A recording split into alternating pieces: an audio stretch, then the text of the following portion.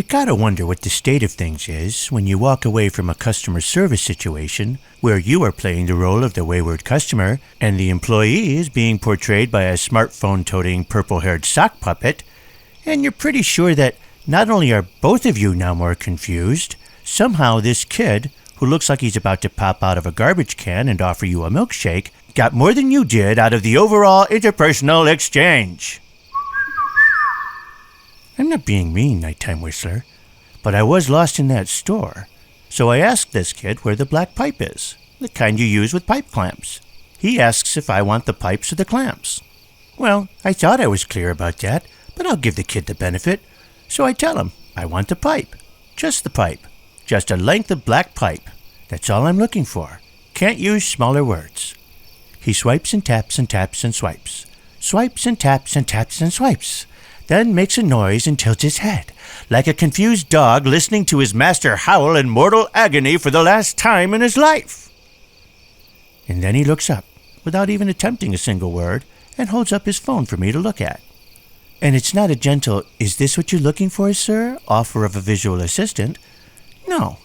It's that, "Hey, Grandpa, look at this," full-on frontal assault to the face that lands so close to the eyes that it invades the deepest, most safest space you could ever hope to imagine having in a moral society, that every kid does to every grandparent with every book, CD, DVD, picture, cereal box, or pet rock that they want to show the poor old thing, and that every single one of us regrets doing the day we catch ourselves grabbing that book, CD, DVD, picture, cereal box, or pet rock with such Bruce Lee speed and efficiency that we instantly understand what was going on with Grandma and Grandpa as we simultaneously realize that we are now suffering from the same impending mortal conclusion.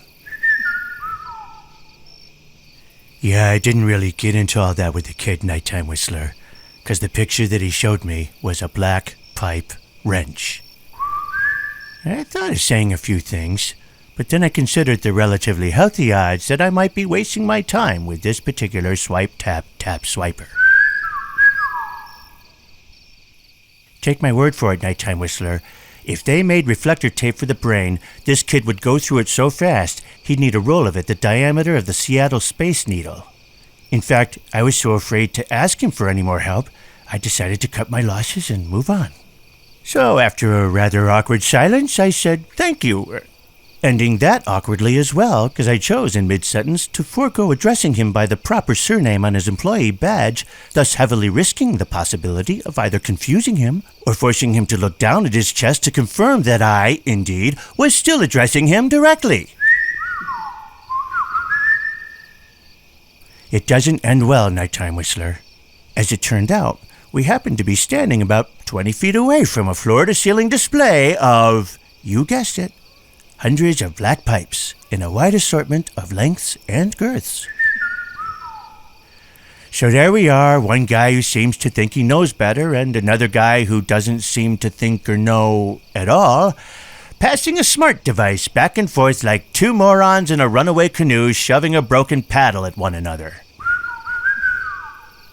Yep, just two morons fixated on a device that is literally throwing a wrench into the middle of their day, when all they had to do was stop, look up, and take in the world around them.